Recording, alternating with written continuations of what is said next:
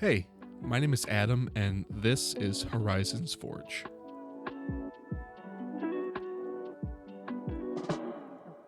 Today, I'm going to do a small kitbash on this Sentinel model from Warhammer 40k, and then I'm going to build a fun dystopian desert scene around it. This build was inspired by Boyle Hobbytime's Patreon Art Challenge. The theme for this month was all-terrain vehicles, and I thought, what's more all-terrain than a pair of legs? I've built lots of models for this game, and this kit is no different from the others I have done. It's really high quality and super fun to build. I started by snipping out all of the bits. This kit has a ton of extra little pieces, which will be great for kit bashing later on.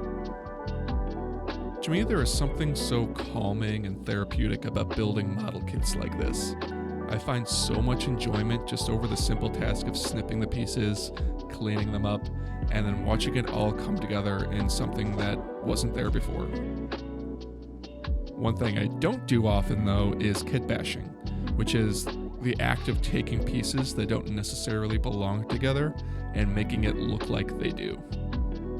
I use this project as an opportunity to try it out and to see what I can come up with. Using plastic cement, I started assembling the pieces together per the instructions. Like I said, this kit comes with a lot of extra bits that really helped inspire me to make a more aggressive looking walker.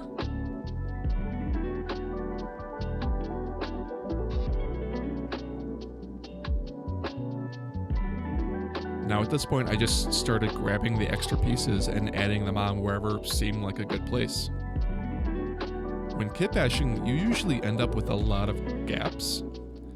So I made a bottle of sprue goo from leftover plastic pieces and a near empty bottle of plastic cement. Over time, the little pieces will turn into liquid plastic that you can use to fill gaps in models like this.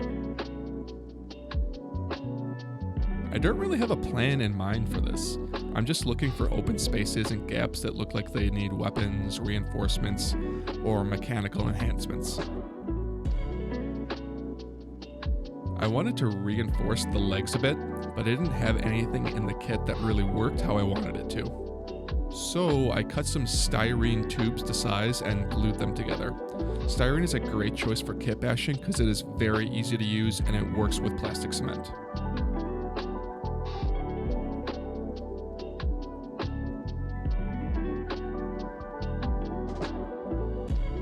I felt like the model needed more realism in its mechanics, so I made some cables out of green stuff to give the illusion that everything was more connected.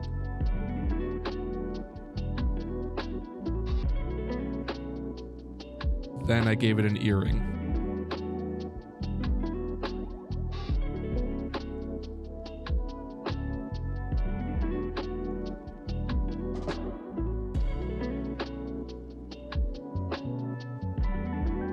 Once I have the base cut to size, I put the model down and start trying to create a layout using XPS foam scraps.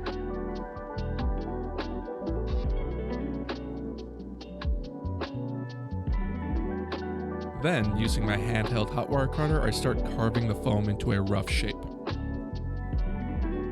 I always use foam pieces that are too large so I can incrementally cut them down until I have what I'm looking for. One thing I always struggle with is creating organic and realistic landforms and rock faces. They always tend to look too rounded and out of place. Unnatural, even. I kept that in mind as I carved the foam away to make sure I was going in the right direction, and I referred to reference images pretty consistently throughout the process.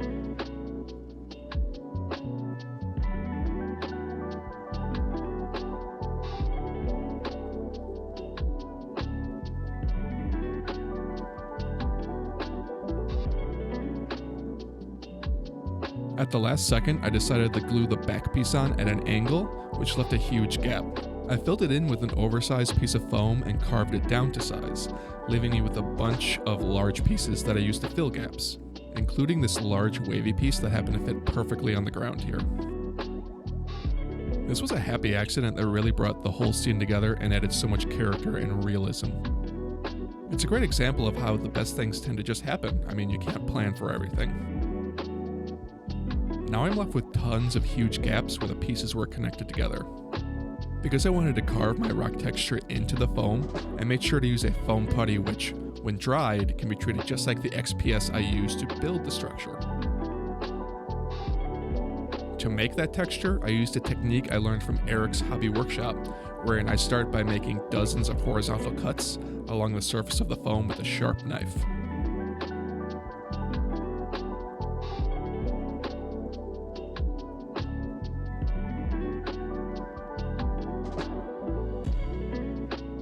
With my knife blade retracted, I started dragging it vertically down the rock face to tear away pieces randomly.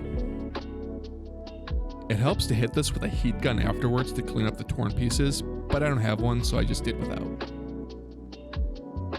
Either way, I think this is a great technique for making a sandstone type of effect.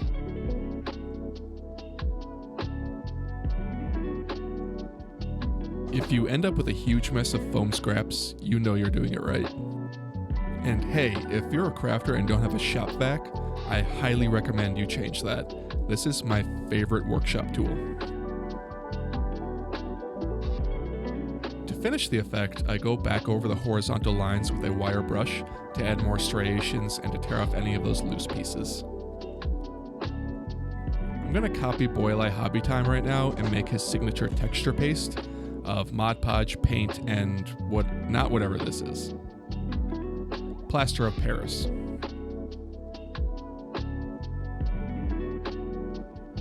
I left this initial mixture thick so it would create natural undulations and to fill any gaps or holes.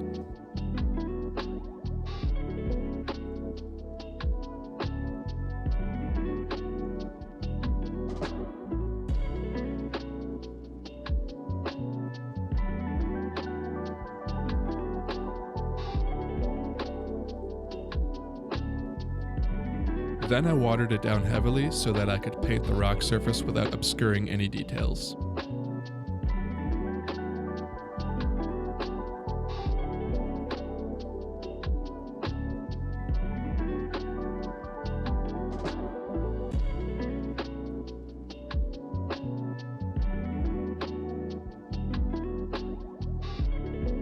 I happen to have this mix of unsanded tile grout and pigment powders that was the perfect color, so I finally decided to put it to good use.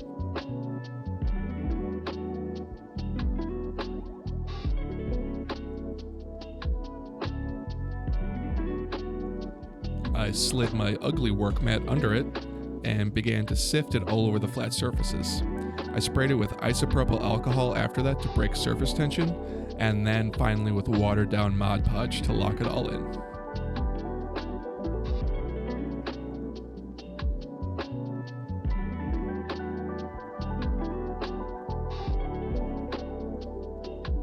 It was starting to look way too orange for my taste, so I added color variation with a variety of shades of golden brown inks and paints through my airbrush.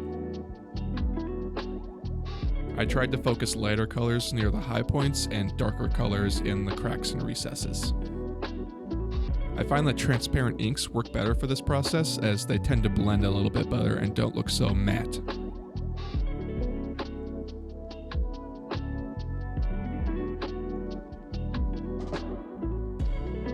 While I still had my airbrush booth out, I decided to prime my model, but I only had this navy blue color.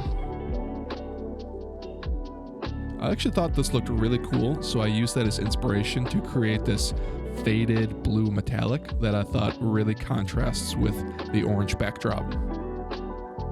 To add depth to the rock face, I made a brown oil wash. I always make sure to put it on a piece of foam board or cardboard so that the oils have somewhere to go, which actually helps the wash dry faster. Fun fact, my shot glass here basically disintegrated from the mineral spirits I used to make the wash, so be careful what receptacle you use. Oil wash is great in that it just finds every crack and recess and just rests exactly where it needs to go. And if it comes out too dark, you can just wipe away the excess on the surface. Using a dry brush, I added the dry pigment mixture back over the piece to add some dustiness. Then I locked it all down with a matte varnish. This build was very inspiring to me. It got me thinking about what kind of people lived in this area. Why is there a mechanical walker here? It doesn't really look like it belongs in a place like this. I've been watching as my peers create intricate worlds and stories, people like Boylai, Bill making stuff, and gamey builds. I think I want to do the same and expand this world into something bigger. I've done this before in the past with my D&D games, but I think it would be fun to create a series of videos based on a world that I create. Let me know if that's something you'd be interested in, and we can go from there.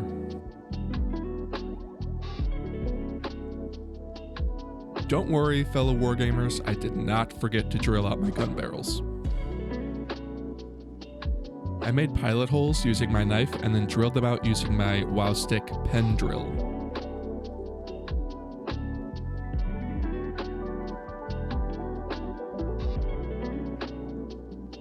I wanted the mech to remain mostly this blue metallic color, so I just picked out random spots that looked like they should be black, like cables.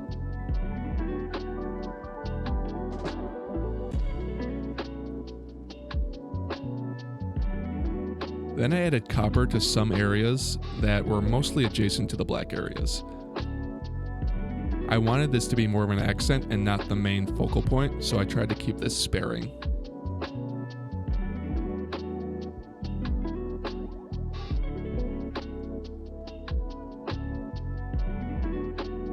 To add depth to the piece, I used a couple of enamel washes like this Tamiya panel liner.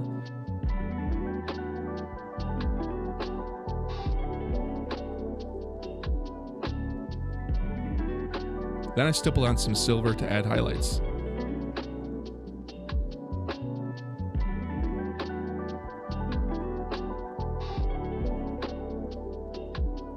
I had a few extra bits from previous kits lying around, so I decided to add a scrap pile to the scene along with some other pieces I 3D printed. Doing this instantly brought me back to my childhood, where I vividly remember searching through a giant bin of Lego to find the right piece for what I was trying to build.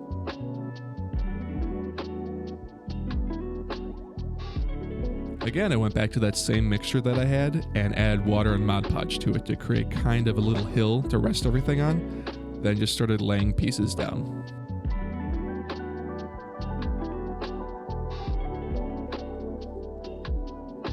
I prematurely glued it down with thin glue, but what this did was actually cause the mixture to fail and it cracked and became hollow. Basically all I'm doing now is trying to make the world look lived in. I add little details here and there to bring the scene to life and to ground everything in a sense of false reality. Consistently adding these layers really helps add to the realism of a piece, no matter how unrealistic it might actually be.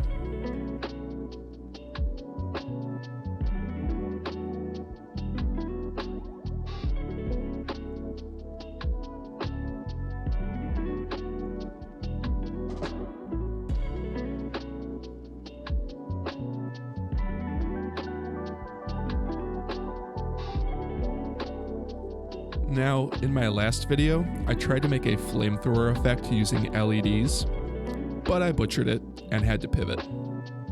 I wasn't going to let this one beat me though, so I tried again. Electronics are still very new to me, so this is always pretty nerve-wracking, but watching other creators has really helped me learn so many fun techniques like this. I used my pen drill again to straighten this copper wire out and make it more rigid.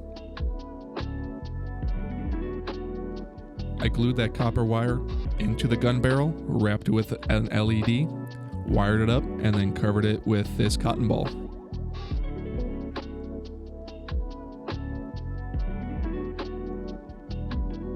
I teased it out a bit with some tweezers, and then sprayed on some yellow and some orange through my airbrush.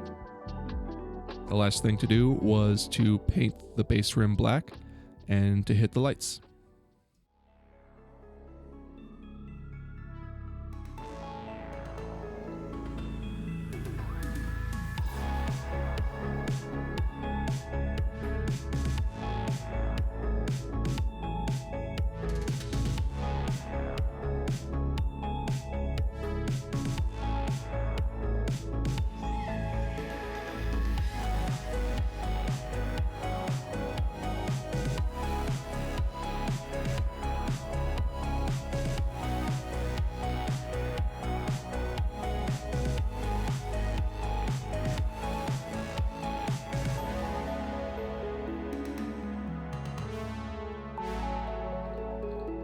I really want to take the time to thank everyone who stops by to watch these fun experiments of mine. I really hope you enjoy watching them as much as I like making them. And I want to keep making them, so please like, subscribe, and comment so that I can keep this channel going, because every little bit helps. Thank you, and I'll see you in the next one.